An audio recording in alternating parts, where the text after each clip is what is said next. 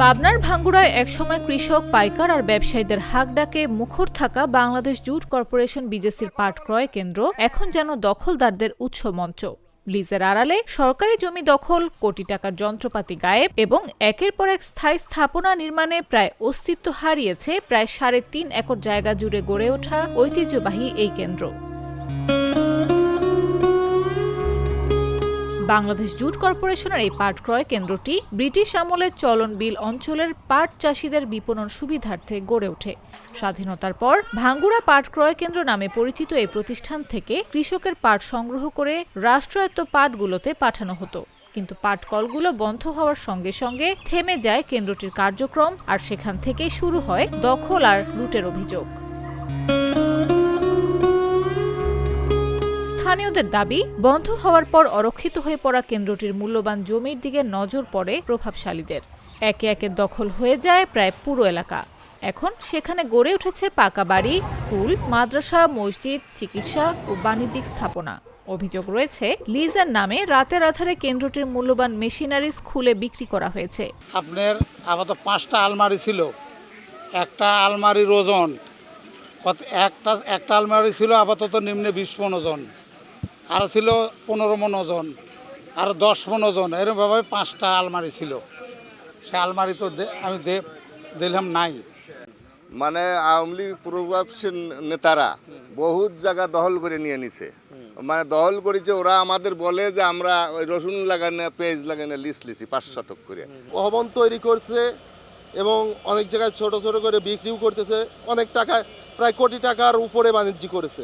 সেই পাকিস্তান আমলের একটা কাগজ দেখায় যে কাগজ যখন পাকিস্তান বাংলাদেশ স্বাধীন হয়ে গেছে, ওই পাকিস্তানের কোনো কাগজের কোনো ভিত্তি নাই। আর বর্তমানে এই কাগজটা আপনার আরএসএ অন্তর্ভুক্ত হয়েছে, যার মালিক সরকার। স্থানীয় বাসিন্দারা বলছেন, একসময় এই কেন্দ্র কৃষকদের ন্যায্য মূল্যের ভরসা ছিল, এখন সেটি পরিণত হয়েছে জমি বাণিজ্যের কেন্দ্রে। নতুন স্থাপনা তৈরি হচ্ছে, ভিতরে একদিন ঢুকে দেখেছি এখানকার যে সরঞ্জাম ছিল সেগুলো বিক্রি হয়ে গেছে এবং এলাকাবাসীর কাছ থেকে আমি জানতে পারলাম যে ডাকে নিয়ে যা উনি বিক্রি করতেছে। জিজ্ঞেস করলে বলে যে কাগজ করে দিচ্ছে না, শুধু টাকার বিনিময়ে বসায় দিচ্ছে। আমরা ছোটবেলার থেকে দেখছি এই জায়গায় অনেক শ্রমিক কাজ করেছে এবং ওই মেশিনের মাধ্যমে গাছগুলো বাঁধিছে। এখন ইনি কোথা থেকে লিস্ট নিয়ে আইছে, লিস্ট আঞ্জু বিশ্বাস মাস্টার, উনি লিস্ট নেওয়ার পরে উনি জায়গায় জায়গায় খন্ড মানে প্লট করে করে কিছু বিক্রিও করছে। পাট চাষিদের জন্য তাহলে দুর্ভাগ্য। মনে করেন আমরা আগে এই বিজিএমসি ব্যবসা বাণিজ্য করেছি, তখন বড় কারবার ছিল, এখন সম্পূর্ণ নষ্ট করে এইভাবে নষ্ট হয়ে গেছে।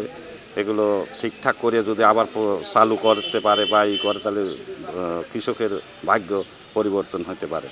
ভাঙ্গুড়ার সহকারী কমিশনার জানান, ইজারা বহির্ভূত অবৈধ দখল এবং স্থায়ী স্থাপনার প্রমাণ পাওয়ায় তার সংশ্লিষ্ট মন্ত্রণালয়কে জানানো হয়েছে। আমাদের যেই সম্পত্তিটি ওখানে 2.19 একর জমি, সেটা বর্তমানে পাট মন্ত্রণালয়ের অধীনে আছে।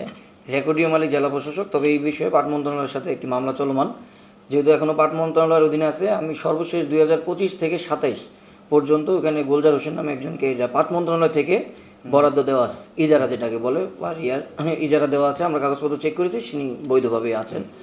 আর যেহেতু এটা পাট মন্ত্রণালয়ের অধীনে, সুতরাং আমাদের এখান থেকে লিজ দেওয়ার কোনো সুযোগ নেই এবং আমরা বর্তমানে কোনো লিজ সেখানে চলমান নেই, সেটা পাট মন্ত্রণালয় থেকে লিজ। অন্যদিকে বিজেসির উপপরিচালক জানিয়েছেন, দখলমুক্ত করতে জেলা প্রশাসনের সহযোগিতা চাওয়া হয়েছে এবং দ্রুত ব্যবস্থা নেওয়া হবে।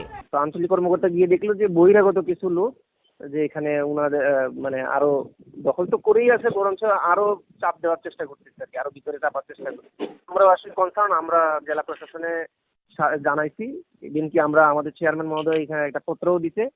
এখন আমরা জেলা প্রশাসনের সহযোগিতা নিয়ে জেলা প্রশাসন চেষ্টা করবো। কিন্তু প্রশ্ন উঠছে, যে সম্পদ বছরের পর বছর চোখের সামনে হারিয়ে গেল, তার দায় নেবে কে? নিউজ ডেস্ক, জাগো নিউজ।